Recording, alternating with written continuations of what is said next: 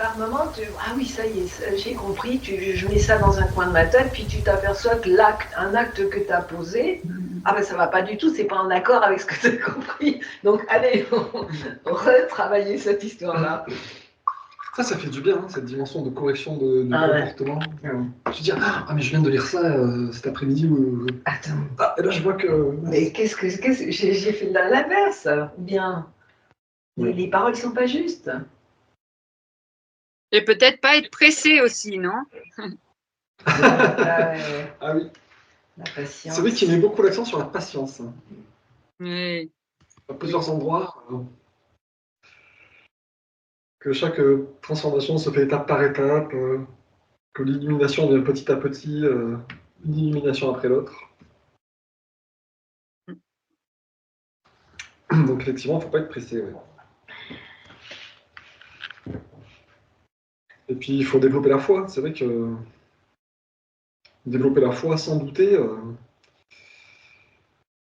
c'est compliqué. Je relisais des choses sur le doute. Je sais que le doute, il en parle plusieurs fois comme étant destructeur de l'évolution spirituelle. On remet complètement à zéro toute la progression qu'on avait pu faire en doutant, en se disant mais est-ce que je me fais pas des idées? Est-ce que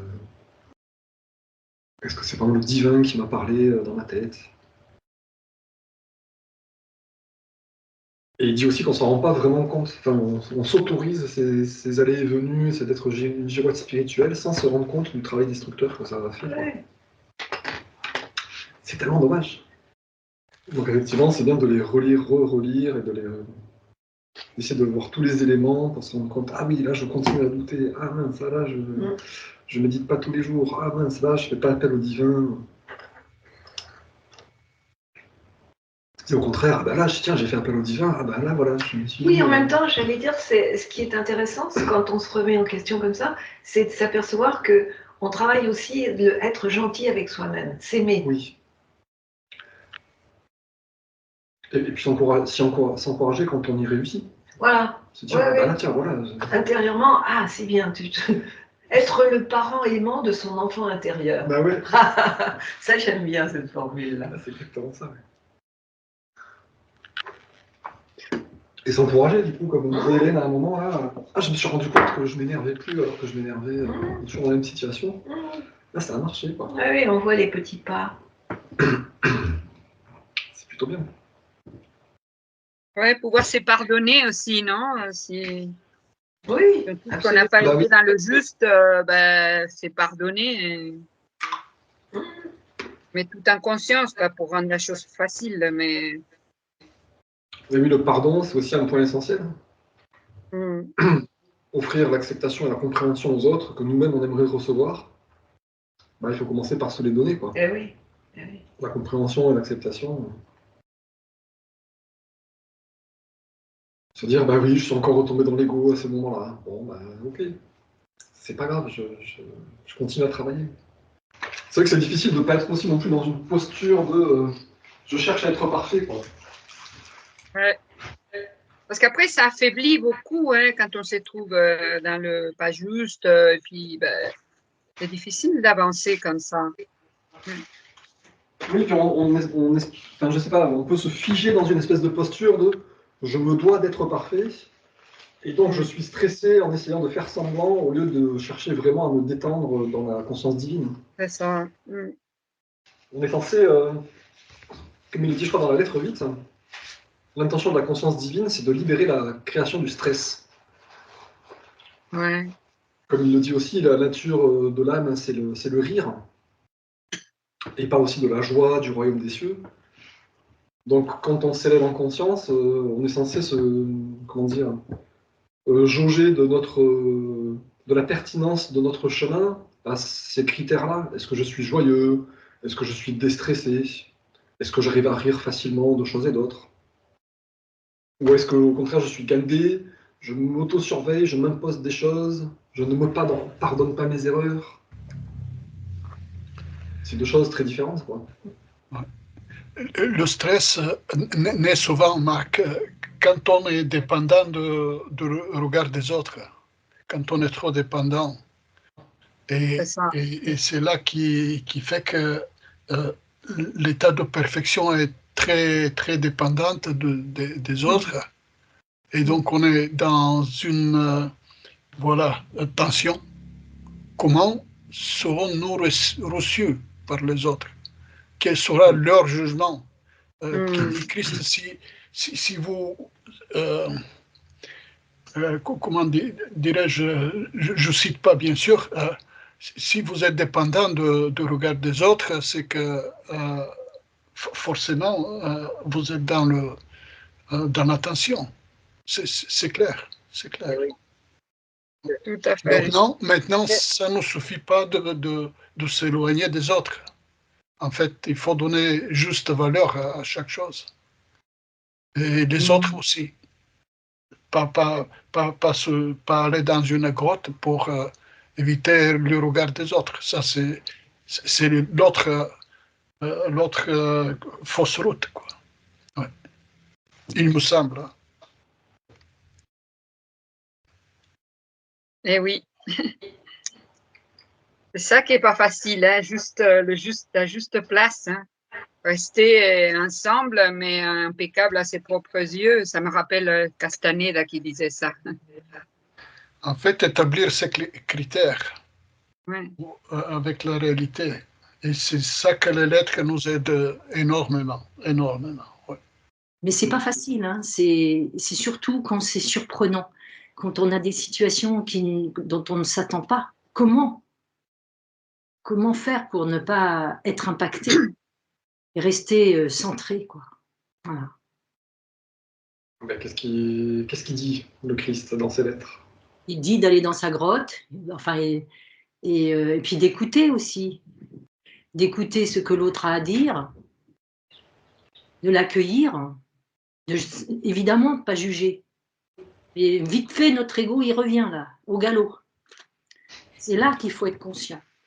Il dit, quand vous êtes attaqué, quand les autres vous menacent, quel soulagement vous pouvez trouver quand vous pouvez remettre tout ça au Père et attendre vraiment la guérison des problèmes?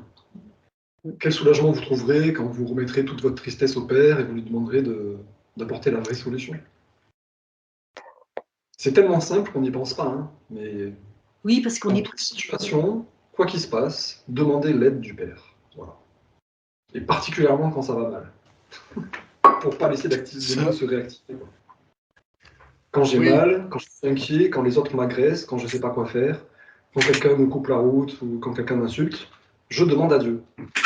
Je ne fais pas de la gymnastique mentale, je ne fais pas, je sais pas quoi, des respirations, ou je me cramponne pas à mon mantra, ma fleur de vie, je ne sais pas quoi. Je demande à Dieu de l'aide, dans ma conscience. C'est la seule réponse à tous les problèmes, quoi. Ok, donc si vous êtes d'accord, on va commencer la lecture de cette fin de lettre 5, parce que c'est un petit peu long quand même. Oui.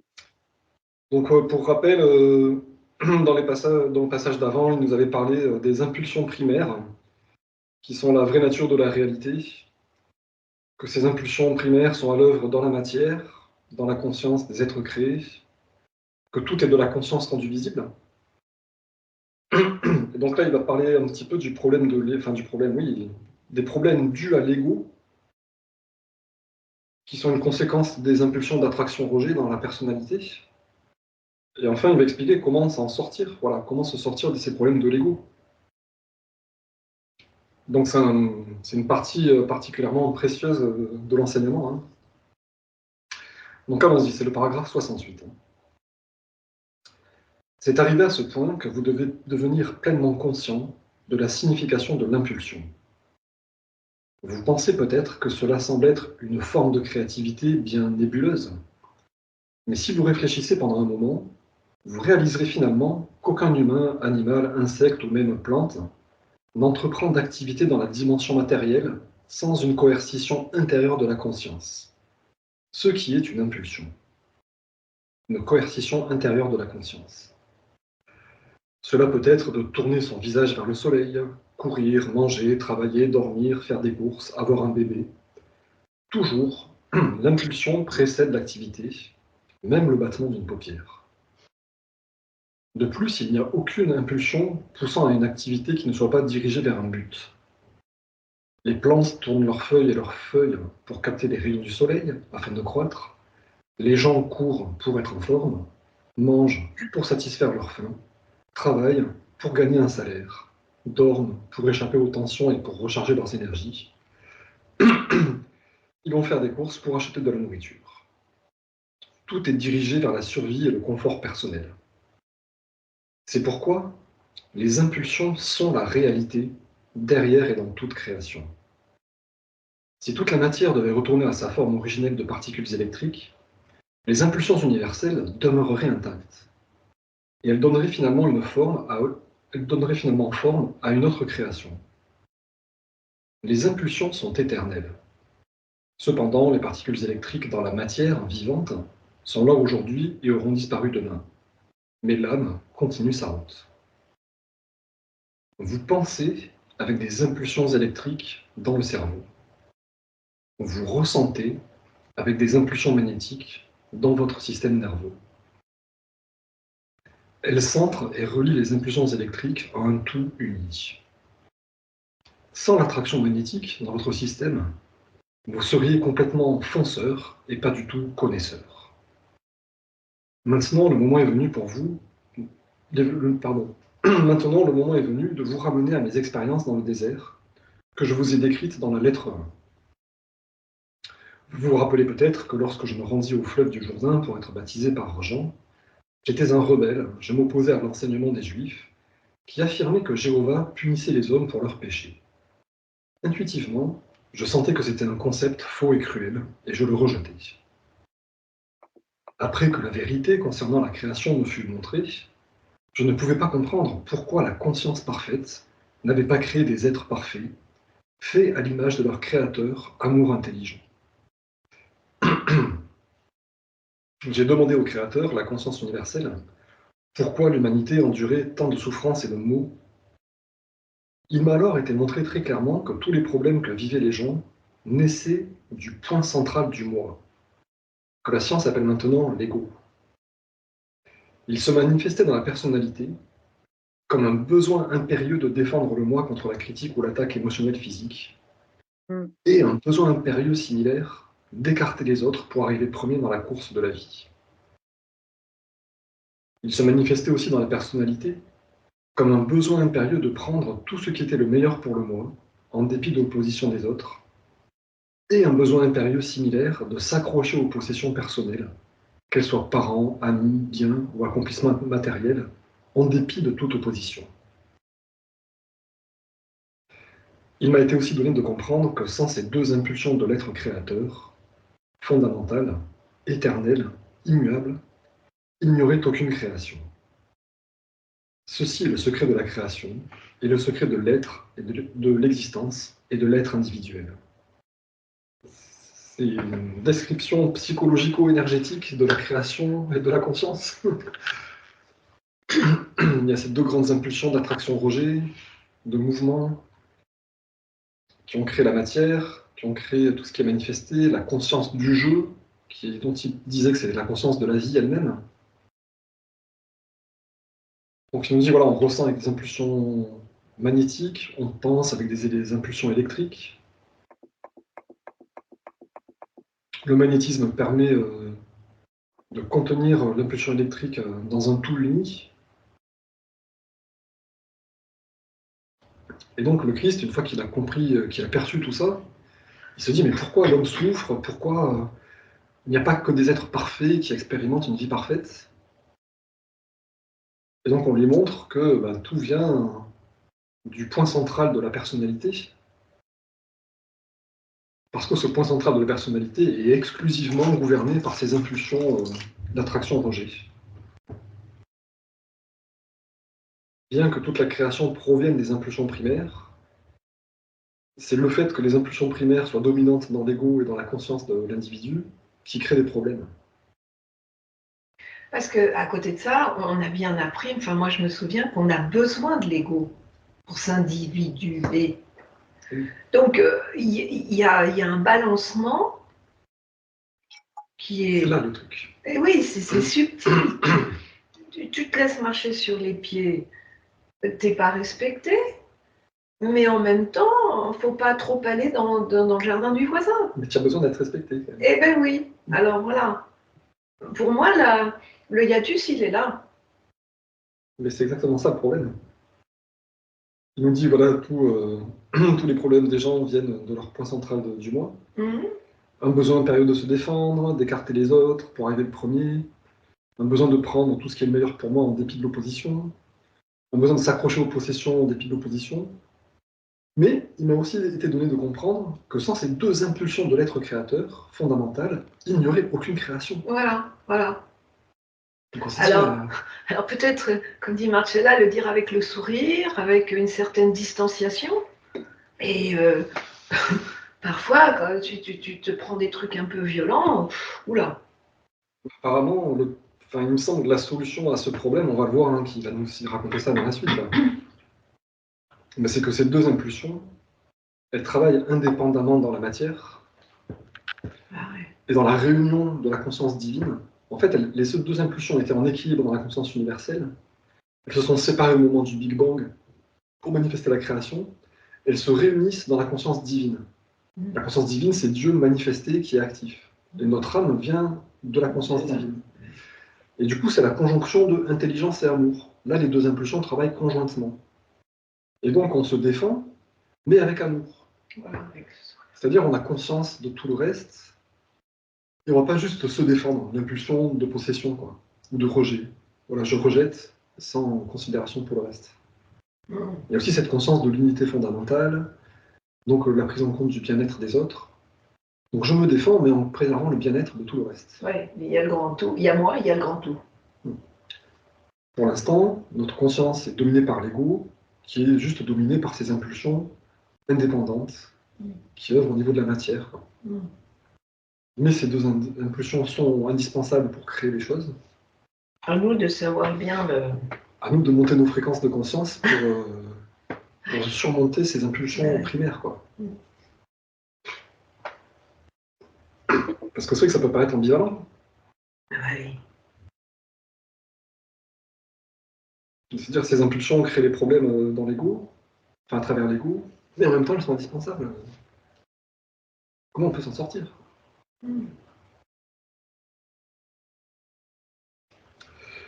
Donc continuons le paragraphe 71. Il m'a été aussi donné de comprendre que sans ces deux impulsions de l'être créateur, fondamentales, éternelles, immuables, il n'y aurait aucune création. Ceci est le secret de la création et le secret de l'existence et de l'être individuel. En travaillant ensemble comme une équipe, séparément mais inséparables, dans le monde visible, ces impulsions jumelles ont été le moyen par lequel la substance de la matière elle-même a été créée à partir de la sublime conscience universelle. La première impulsion de la créativité est le jeu de l'activité. Cette impulsion d'activité est universelle et provient d'une seule source. L'activité est un mouvement dans la conscience et la conscience en mouvement. L'autre impulsion créatrice possède, figurativement parlant, deux visages, regardant dans des directions opposées. Ce sont attachement, rejet, tiré vers le moi, repoussé du moi, autrement connu comme attraction-répulsion, attiré vers le moi, rejeté de le moi, dans la conscience. Ce sont les seuls moyens par lesquels l'existence terrestre a été réalisée. L'univers entier est une manifestation de la puissance créatrice active dans ses impulsions jumelles de l'être physique, créant matière et forme individuelle. C'est l'un des secrets fondamentaux de l'univers. J'ai vu que le noyau de la personnalité, ou ego, comme on l'appelle maintenant, avait été créé pour être le gardien de la personnalité. Et il était irrésistiblement imprégné de l'impulsion magnétique pour assurer intimité et survie. Pour la protection du jeu individuel, ceci était accompli en utilisant les deux faces de la deuxième impulsion de l'être, attachement-rejet, pour sécuriser l'individualité. La face de l'attachement traîne, puise, attire, exige, tire, achète, s'agrippe, saisit, s'accroche aux gens et aux possessions dont elle a très envie. Cette impulsion crée une illusion de sécurité par l'appartenance et la possession. C'est l'outil de la conscience mère, inspirant la fondation de familles, de communautés et de nations. Il peut produire de la beauté, de la joie, de l'harmonie et de l'amour. Mais il peut aussi ruiner des vies et détruire les communautés quand il est dirigé par l'ego. La phase du rejet repousse, écarte, rejette, élude tous ceux, gens, animaux et possessions, dont elle ne veut pas. Ainsi, l'impulsion de rejet crée une illusion d'intimité et de sécurité. C'est l'impulsion qui pousse les gens aux ruptures dans les familles, les relations, les communautés et les nations. Elle est censée sauver les vies, assurer la protection et l'intimité. Mais c'est une force destructrice quand elle est dirigée par l'ego. Sans ces impulsions jumelles de l'être, toute chose serait restée pour toujours, fusionnées les unes dans les autres, dans l'éternelle intemporalité de la puissance créatrice universelle en équilibre. Sans ces impulsions jumelles, il n'y aurait aucune interaction entre donner et prendre, et tirer et pousser, qui sont nécessaires à la création des millions d'expériences personnelles à partir desquelles la personnalité croît et évolue. Par conséquent, le problème de la personnalité et de la pulsion de l'ego, dont souffrent tous les êtres vivants et l'humanité, était et est encore un fait irrévocable, inévitable de la création. Toute autre explication est un pur mythe. J'ai vu aussi que ce que les hommes appellent péché était le résultat direct de l'interaction des impulsions d'attachement-rejet dans la nature humaine. Les impulsions d'attachement-rejet ont constitué le masque émotionnel mental porté par toutes les entités individuelles créées, y compris les oiseaux et les animaux. Vous voyez ces impulsions à l'œuvre dans toute la nature, même dans la vie des plantes. Ces impulsions d'attachement-rejet dirigent et dirigent le comportement vers la survie de toutes les entités dans la création. Il n'y avait aucune échappatoire aux impulsions d'attachement-rejet. Ces impulsions, jumelles, étaient la source éphémère de tout confort, bonheur ou plaisir terrestre, et aussi la source de toute maladie, souffrance et privation dans le monde. Alors là aussi, interrogation. On nous a décrit ces deux grandes impulsions, l'impulsion du jeu, de l'activité, l'impulsion de l'attachement-rejet qui garantit l'individualité. Il nous a décrit en détail, voilà, toutes les actions et toutes les fonctions que ces deux grandes impulsions permettent. Créer des foyers, protéger, donner un sentiment et même une illusion de sécurité par l'appartenance et la possession. Donner un sentiment, une illusion d'intimité et de sécurité en se dégageant des choses qui nuisent à l'individu. Là, il nous dit sur la fin, c'est la source éphémère, ces deux grandes impulsions jumelles, de tout confort, tout bonheur, tout plaisir terrestre, mais aussi c'est la source de toute maladie, toute souffrance et toute privation. Et voilà. Donc là, c'est pas l'outil qui est négatif, mais c'est l'utilisation qu'on en fait. C'est comme un couteau, est-ce que c'est bon ou mauvais un couteau? Ben, c'est bien, ça m'aide à couper mes carottes et ma salade, mais c'est mauvais si je tue quelqu'un avec. Donc ça ne vient pas du couteau, en fait, lui-même, c'est pas l'outil lui-même qui est bon ou mauvais. Et ben, les impulsions jumelles d'attraction-rejet, c'est pareil. Enfin, les impulsions jumelles de mouvement, attraction-rejet, si elles sont dirigées par l'ego, comme il l'a dit plusieurs fois, c'est là que le problème arrive, quoi. Alors, comment on peut décrire, qu'est-ce que ça veut dire si c'est dirigé par l'ego? Parce que moi, ouais, ça veut dire quoi? C'est vivre ce va-et-vient à la dimension spirituelle, je dirais, hein, c'est l'attachement que ça soit pas dans la matière. On a besoin, mais mais pas plus que ça. Enfin, comment tu pourrais dire, ça veut dire quoi que ça soit dirigé par l'ego? Bah, en gros, soit c'est dirigé par l'ego, soit c'est dirigé par l'âme. Ouais. Il n'y a pas d'entre-deux, en fait. Hein. Enfin, après, il y a des nuances, bien sûr.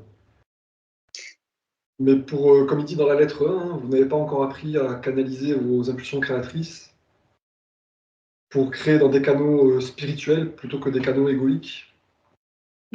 Donc il faut être illuminé. En gros, il faut demander l'illumination, demander à Dieu de nous guider, de nous inspirer quoi faire et comment le faire, quoi. Ça, c'est la seule façon de créer par autre chose que l'ego, quoi. Ouais, dans l'humilité, et puis oui, toujours prêt à demander de l'aide, comme tu dis, ouais, c'est ça finalement, hein, la spiritualité, ouais. Ouais, mais le Christ a bien clairement dit, hein, de moi-même, je ne peux rien faire, c'est le Père qui fait à travers moi. Nous, c'est un peu notre but, de se dire, tant que moi-même, je reste à la décision pour préparer ce repas, comment je vais placer les gens, moi, avec mon point de vue, comment est-ce que je vais faire à manger, moi, avec mon point de vue, ça va créer une part lumineuse, mais ça va aussi créer une part sombre, parce que je l'aurais fait qu'avec ma compréhension limitée, ma perception limitée. Donc je vais créer par l'ego. Voilà. Et donc je vais créer un peu du chaos, on va dire. Par contre, si avant d'agir, je vais une première fois vers la conscience divine pour lui demander qu'est-ce qu'il faut que je fasse. Et une fois que j'ai bien compris ce qu'il fallait que je fasse, je retourne vers Dieu pour lui demander comment il faut que je fasse cette chose que tu m'as inspirée. Donc là, on a bien les deux faces de l'impulsion de créativité et d'intelligence. Qu'est-ce qu'il faut que je fasse? Et après l'impulsion d'amour, de réalisation du but. Comment je vais faire cette chose, quoi. Et là, j'aurais créé avec de l'inspiration divine. Je ne créerai plus par l'ego. Donc bien sûr, nous, ça ne nous est pas du tout naturel, hein, mais il faut que ça le devienne. En fait, quand notre comportement est dirigé par l'ego, il est régi par la loi d'attraction-rejet. Action-rejet, c'est ça, et c'est un fonctionnement binaire, aveugle. Il ne repose que sur l'ego, le cerveau reptilien. Finalement, il nous demande d'avoir un comportement qui fait fonctionner tout le corps humain, avec toutes les parties du cerveau, et plus en harmonie avec la loi d'amour, la loi universelle. Oui. Alors que l'ego, lui, il ne s'occupe pas du tout de l'amour de son prochain. Hein. C'est pas sa règle, c'est pas son fonctionnement. Surmonter l'ego, hein, c'est ce qu'il nous demande, ce qu'il nous propose de faire à longueur de texte, quoi. Surmonter l'ego, faire appel à Dieu, pour pouvoir créer des choses lumineuses au lieu de créer du chaos. Parce que c'est ce qu'on fait actuellement. On est, dans notre civilisation en particulier depuis plusieurs siècles, on est complètement coupé de la dimension divine. Et donc on utilise nos pensées et nos émotions n'importe comment, comme on a envie avec notre ego. Et voilà, donc on fait des guerres, des disputes, on invente des machines de torture, des abattoirs qui sont des vraies usines d'horreur, quoi. Enfin, on fait plein de choses horribles parce qu'on les fait avec notre propre centre de la personnalité, sans aucune conscience divine dans notre conscience, quoi. Donc là, le Christ nous dit, bon, si vous continuez comme ça, vous allez à la totale destruction du monde. Vous pouvez changer, purifier votre conscience de l'ego, faire appel à Dieu. Voilà. Pour utiliser vos outils de façon correspondante à l'intention divine.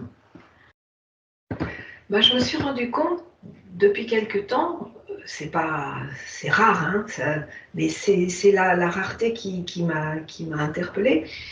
Quand j'étais soit avec quelqu'un ou face à mes pensées, et puis que j'étais dans l'impasse, que je demande de l'aide, eh bien, quand on peut prendre conscience que la réponse nous vient sans passer par le cerveau, eh bien, c'est là qu'on a accroché quelque chose qui est le début du fil de laine dans la pelote.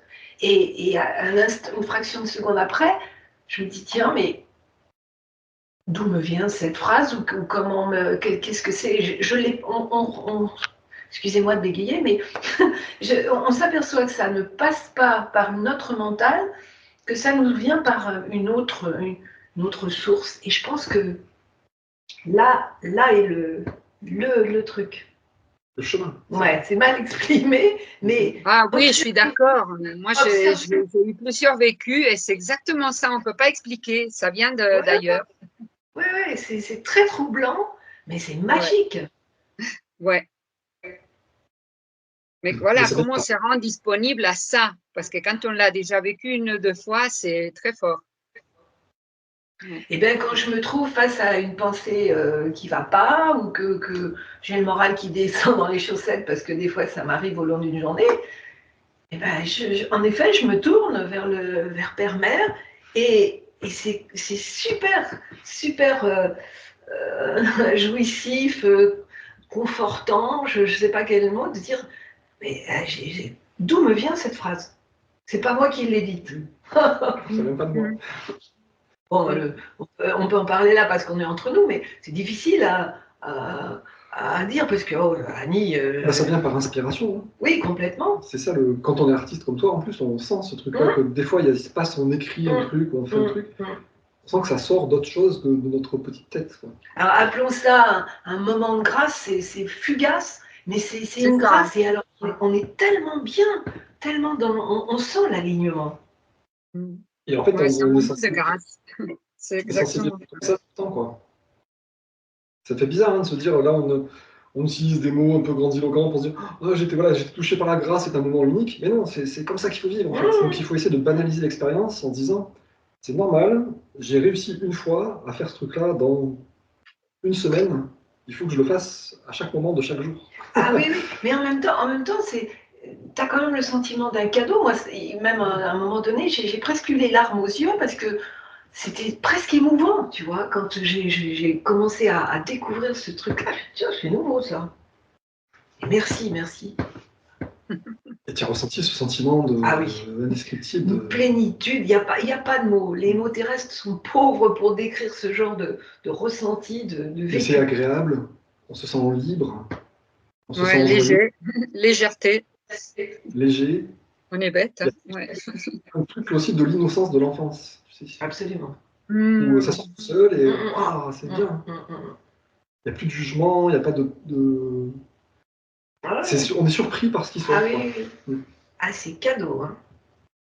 C'est le danger, le point faible chez les gens qui sont matérialistes, dans le sens où ils reçoivent aussi bien les impulsions de la conscience divine, parce que Christ, comme dit, elle aime tout le monde de la même manière, c'est-à-dire elle donne.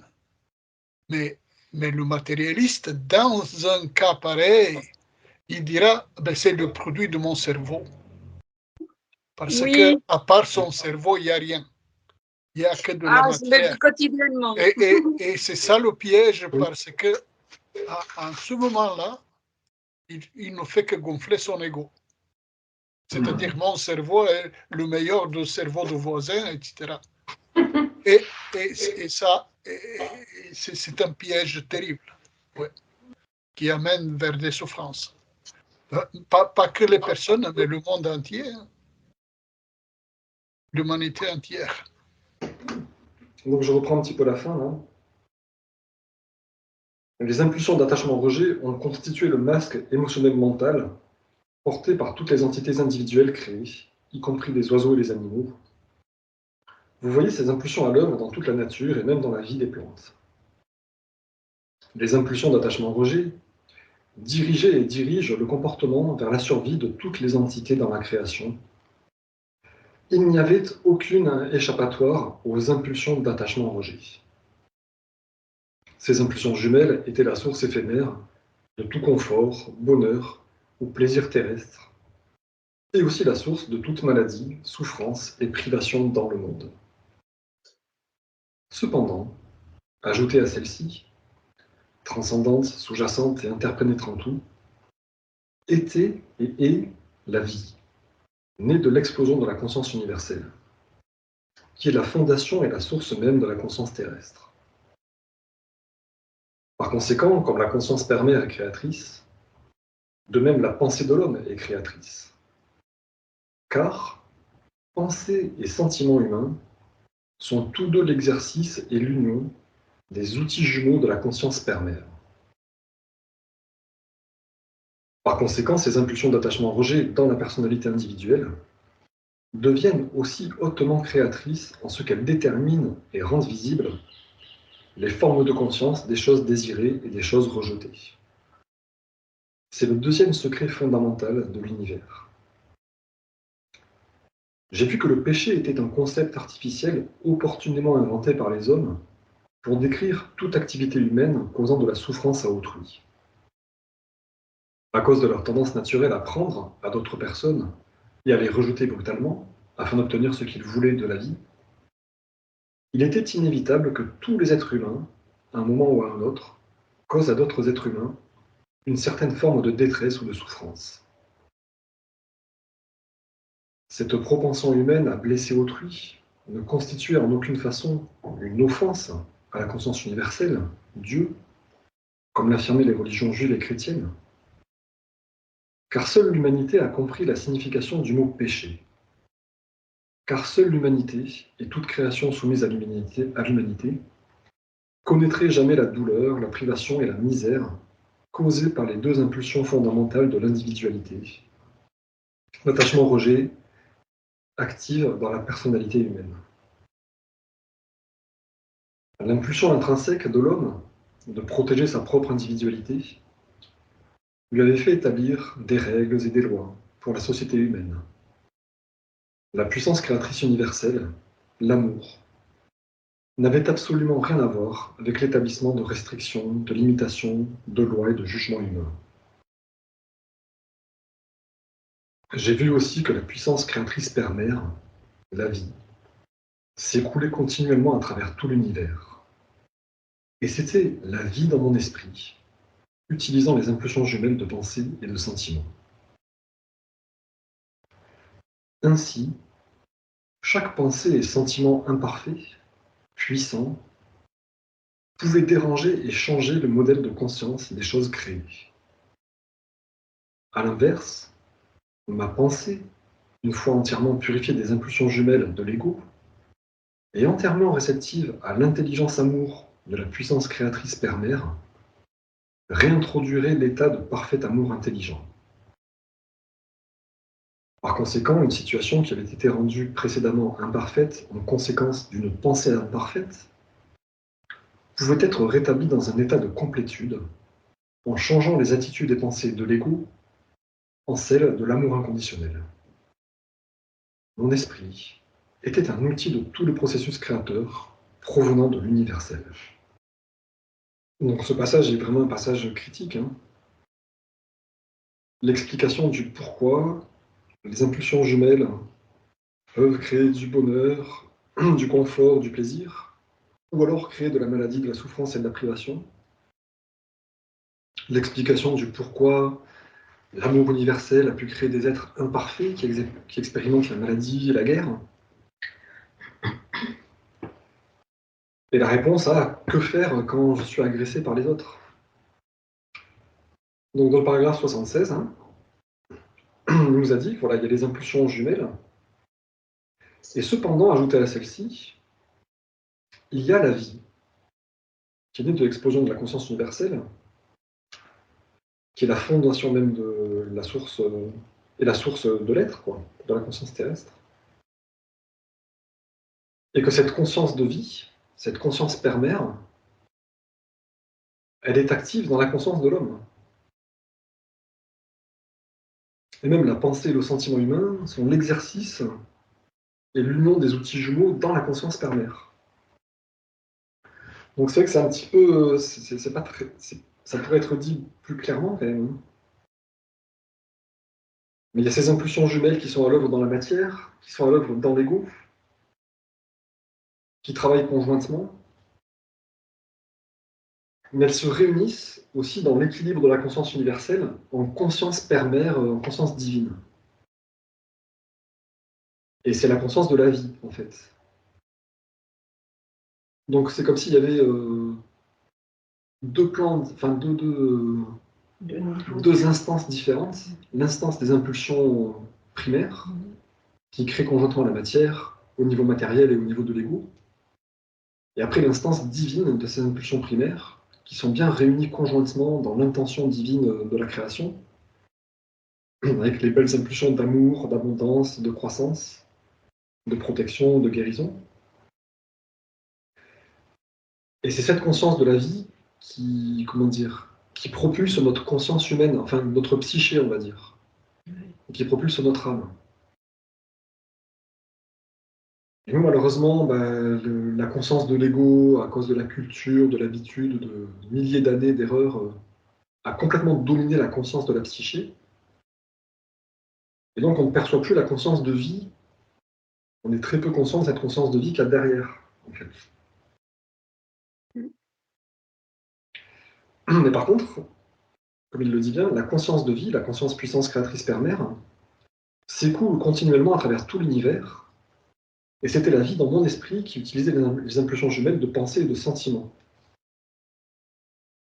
Et donc, chaque pensée imparfaite pouvait déranger le modèle de conscience de ce qui est créé, c'est-à-dire apporter du chaos avec les pensées imparfaites.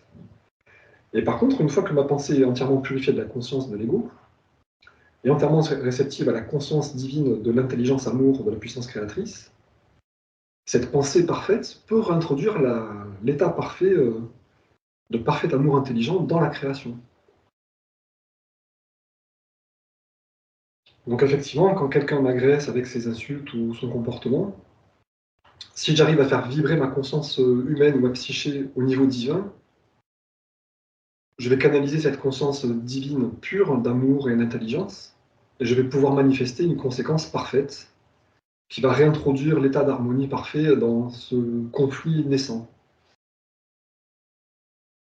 Ah, et moi, j'ai Donc, une question par rapport à ça. Ouais. Donc juste pour finir, c'est pas en se maîtrisant soi-même ou en se donnant des pensées positives ou en faisant de la gymnastique au niveau humain et matériel qu'on va changer les choses. C'est vraiment en élevant la conscience, et comme tu disais Annie tout à l'heure, que quelque chose se passe à travers nous et qu'on soit spectateur de ça. C'est pas à nous de faire quelque chose nous-mêmes, c'est juste de demander à la conscience divine d'intervenir, comme il dit dans la lettre 8, hein, demander à la conscience divine d'amour d'intervenir dans la situation. Elle-même, la conscience divine elle-même intervient, quoi, à travers nous. Quoi.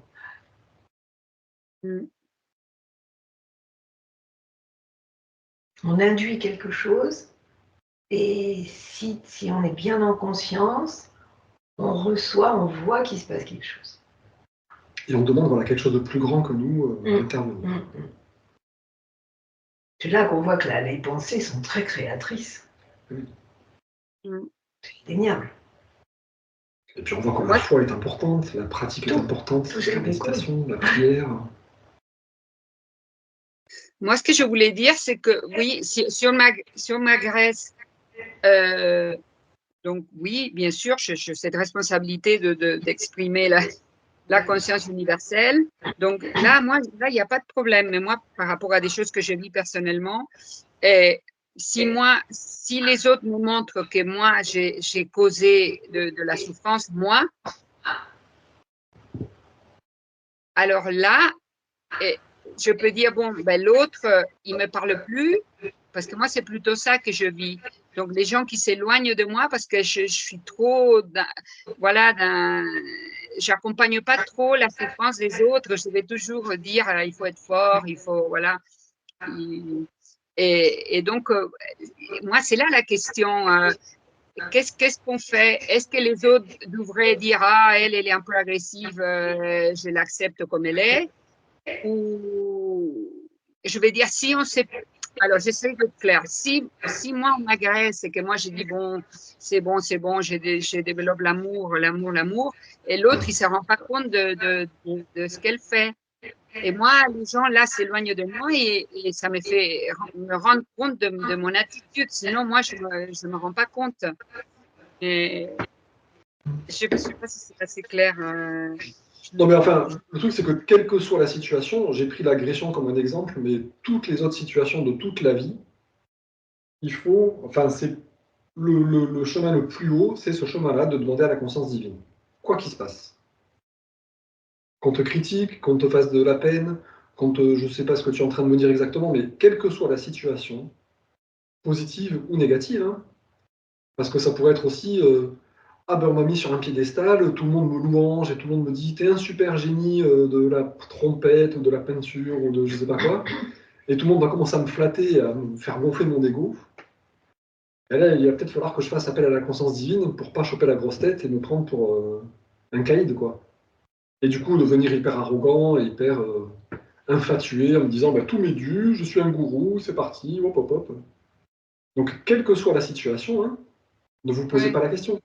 Quelle que soit la situation, la seule vraie solution, c'est de faire appel à la conscience divine pour être inspiré et pour qu'elle nous guide dans ce qu'on a fait et ce qu'on dit. Donc, c'est pas la peine de se torturer en se disant oui, mais dans tel cas c'est différent, dans tel autre cas c'est encore différent. Tous les cas, c'est pareil, appel à la conscience divine pour être guidé et pour qu'elle agisse à travers nous.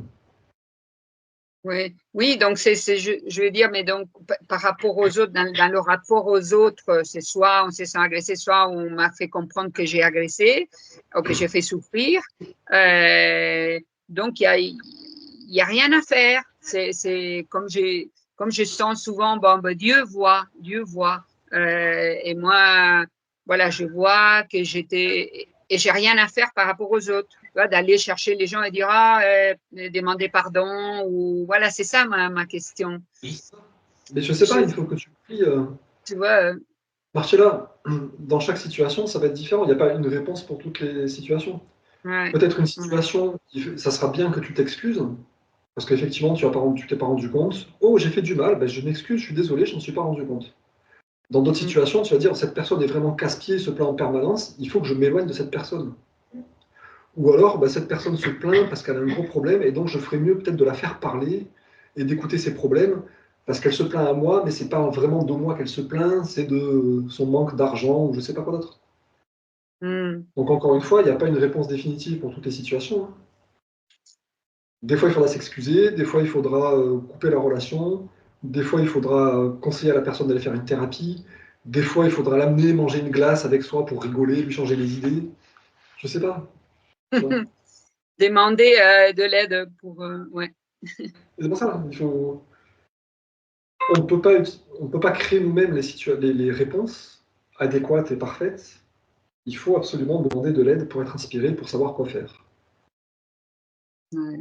Parfois, c'est bien en effet de faire amende honorable, mais aussi ce qui n'est pas inintéressant, c'est de revenir sur un mot que l'autre a mal pris parce qu'on n'a pas toujours les mêmes définitions, tu vois. Et toi, pour toi, ce mot-là, ben voilà, il exprime ça, et pour l'autre, il ne va pas avoir la même définition. Des fois, il suffit de pas grand-chose, tu vois. Et après, tu enclenches le processus de remettre à père-mère et voilà.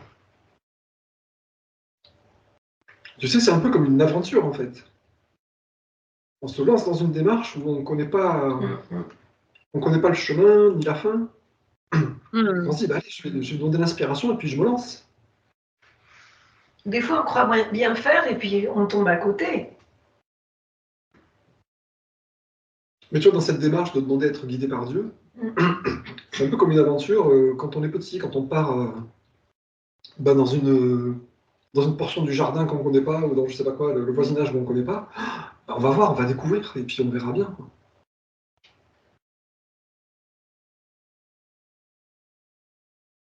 C'est vraiment de l'ordre du lâcher prise, quoi. Oui, pas le prendre sur soi les choses aussi, hein. On a tendance à prendre sur soi les choses, alors que Ouais. parfois ce qui arrive, c'est notre propre inconscient qui nous amène à ça. Et oui, parfois il faut s'éloigner des gens et qu'on ne le fait pas, c'est notre inconscient qui nous amène à le faire. Je pense aussi. Oui. Bon, si vous voulez, on va finir la lecture de la lettre 5, hein. Donc, on reprend à partir du paragraphe 78, donc. Donc, il vient nous parler du péché, du fait que c'est un concept artificiellement inventé par les religions et par l'homme, hein, pour décrire ce qui crée de la souffrance aux autres. C'était un outil de contrôle, en fait, qui était inventé par l'homme. Et donc là, il nous explique le fait que le péché n'existe pas. Il n'y a pas d'offense qui est faite à la conscience universelle. Ça s'expérimente, le péché, que dans le plan humain. Et donc voilà l'explication. L'impulsion intrinsèque de l'homme de protéger sa propre individualité lui avait fait établir les règles et les lois pour la société humaine. La puissance créatrice universelle, l'amour, n'avait absolument rien à voir avec l'établissement de restrictions, de limitations, de lois et de jugements humains. J'ai vu aussi que la puissance créatrice Père-Mère, la vie, s'écoulait continuellement à travers tout l'univers. Et c'était la vie dans mon esprit, utilisant les impulsions jumelles de pensée et de sentiment. Ainsi, chaque pensée et sentiment imparfait, puissant, pouvait déranger et changer le modèle de conscience des choses créées. Et à l'inverse, ma pensée, une fois entièrement purifiée des impulsions jumelles de l'ego, et entièrement réceptive à l'intelligence amour de la puissance créatrice Père-Mère, réintroduirait l'état de parfait amour intelligent. Par conséquent, une situation qui avait été rendue précédemment imparfaite, en conséquence d'une pensée imparfaite, pouvait être rétablie dans un état de complétude en changeant les attitudes et pensées de l'ego en celles de l'amour inconditionnel. Mon esprit était un outil de tout le processus créateur provenant de l'universel. Maintenant que je savais que c'était ainsi, que je le savais spirituellement, intellectuellement, émotionnellement, je réalisais que je pouvais et devais prendre des mesures pour surmonter les impulsions jumelles de l'ego qui dirigeaient auparavant mon esprit, pour permettre à la réalité divine de s'étendre pleinement à travers mon esprit et mon cerveau. C'est pourquoi il y eut une lutte entre mon ego humainement retranché et ma conscience Père-Mère, lors des tentations très vives que j'ai éprouvées à la fin de mon illumination dans le désert. Satan n'a rien à voir avec le bras de fer qui eut lieu dans ma conscience. La guerre avait lieu entre les impulsions jumelles de l'individualité, attachement-rejet, et la réalité divine, qui s'était fait elle-même connaître à moi comme vie, amour, intelligente, transcendante et cependant en moi, et qui prendrait progressivement possession de mon individualité, dans une mesure toujours plus grande, si je méditais continuellement et purifiais ma conscience des impulsions égoïstes. Ce qui précède est une description de la connaissance puissante avec laquelle je revins à Nazareth. C'est pourquoi ma période de guérison physique, que je passais avec ma mère pendant qu'elle me ramenait à la santé, fut aussi un temps de prière et de méditation, dont j'ai tiré l'inspiration et la force de consciemment et consciencieusement vivre la nature du divin aux réalités universelles. Comme vous le savez, la nature du divin aux réalités universelles est la vie. Quand cela est actif dans la création, ou nous pouvons dire aussi dans l'individualité de la création, cela fait croître, nourrit, fournit la nourriture, régénère, guérit, protège, assure la survie, satisfait les besoins de tout ce qui est créé, le tout dans un système de parfaite harmonie, de coopération et de loi et d'ordre. C'est la nature de la vie. Tout son travail dans la création est accompli conformément à la nature universelle, la promotion du bien suprême de tous les êtres vivants. Si vous pouvez comprendre ces mots, vous réaliserez pourquoi je revins du désert, comme un homme rempli de joie, avec une nouvelle conscience de la beauté du monde, un sentiment de confiance absolue, et sachant qu'il était possible de contrôler l'apparence de la matière. Vous sentirez avec moi ma propre exaltation de pouvoir à présent offrir aux Juifs la glorieuse nouvelle que le royaume des cieux était en eux. Tout ce qu'ils avaient à faire était de le trouver. Avec mon aide, et leur vie changerait à jamais. Je vous quitte avec la même connaissance qui, utilisée en prière et pleinement comprise, peut changer le cours de votre vie. En lisant, votre conscience sera élevée, et en cherchant l'inspiration, elle viendra à vous. Je souhaite ardemment que vous compreniez, aspiriez, croissiez et réussissiez. Détendez-vous dans ma lumière. Car pendant que vous lisez, réfléchissez, méditez et priez, vous êtes attirés dans ma conscience christique, qui vous deviendra de plus en plus apparente, alors que vous évoluez dans cette connaissance divine.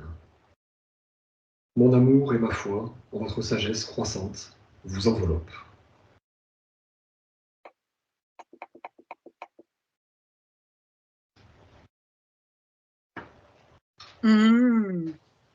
Donc suivre la voie du Christ, c'est s'efforcer de suivre le Christ sur ce qu'il a décrit là. Hein. Maintenant que je savais que c'était ainsi, la conscience de vie qui est transcendante et active dans la conscience, malgré les impulsions d'attraction-rejet, maintenant que je savais ça, intellectuellement, émotionnellement, spirituellement, je savais que je devais prendre des mesures pour surmonter l'ego, les impulsions jumelles, qui contrôlaient auparavant mon esprit, pour devenir moi aussi une expression de l'amour et de la vie intelligente.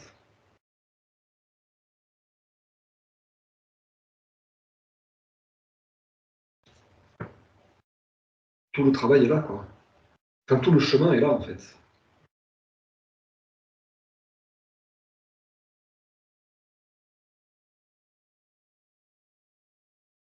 Je crois que si nous aussi on percevait la nature du divin comme lui il l'a perçu dans le désert, on serait plus à se poser trop de questions, à se demander le pourquoi du comment. On aurait une certitude directrice pour notre chemin spirituel.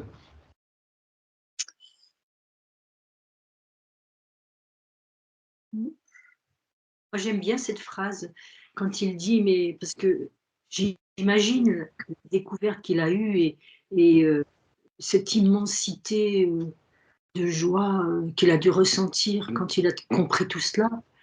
Et il dit, mon esprit est un outil du processus créateur tout entier issu de l'universel. Comment en arriver à dire que c'est un outil? C'est ça qui est merveilleux. On doit arriver à ce que mon esprit devienne un outil.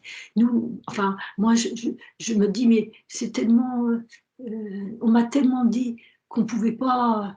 Et j'ai encore ces croyances qui me taraudent. Et voilà, et donc c'est tout le temps, en fait, à force de remerciements, de tout ça, de tout ce que l'on fait, de méditation, de prière, petit à petit, on gravit son chemin. Et toujours appeler la conscience divine, bien sûr. En fait, elle est là tout le temps, même dans le quotidien, dans tous les petits gestes. Dans ce qu'on mange, je remercie tout le temps. Qu'est-ce que je mange? J'ai de la chance de manger des produits sains et bio. Alors, il faut remercier. Et cette joie qui doit être tout le temps là. Pour moi, c'est... mon esprit est un outil. Oh non, non, c'est incroyable ça. Moi, ça me fait des frissons.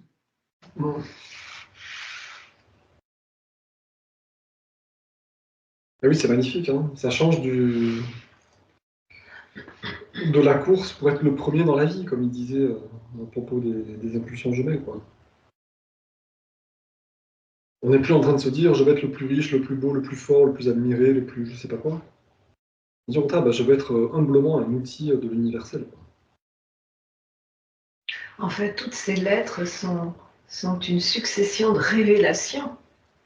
Et de révélations, c'est ça, hein, depuis quelque temps, pour moi, c'est que, mais comment j'ai pu me construire sur d'autres valeurs, et j'en veux à personne, mais je me dis, mais quelle chance d'avoir accès à ces lettres. C'est clair. Si on s'était construit sur le 10e de ce que ces lettres nous apportent, on n'en serait pas où on en est. Eh bien, reconstruisons-nous. C'est ça, c'est une reconstruction de la conscience. Hein. Complètement.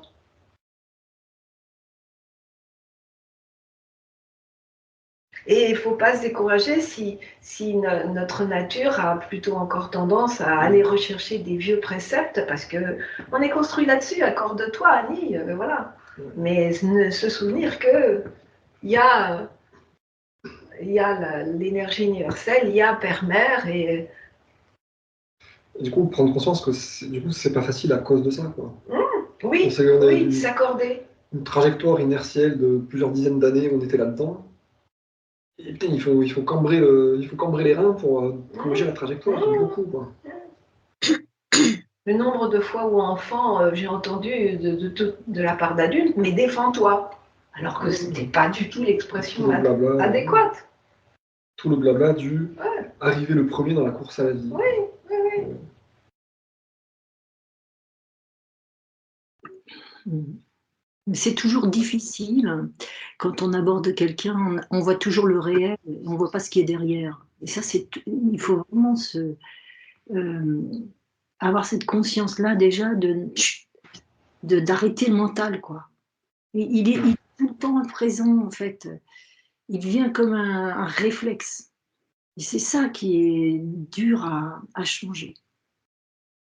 Ça se fait, hein, tout doucement, parce qu'on prend conscience, mais qu'est-ce que je suis en train de faire là? Je me pose toujours ces questions-là par moment.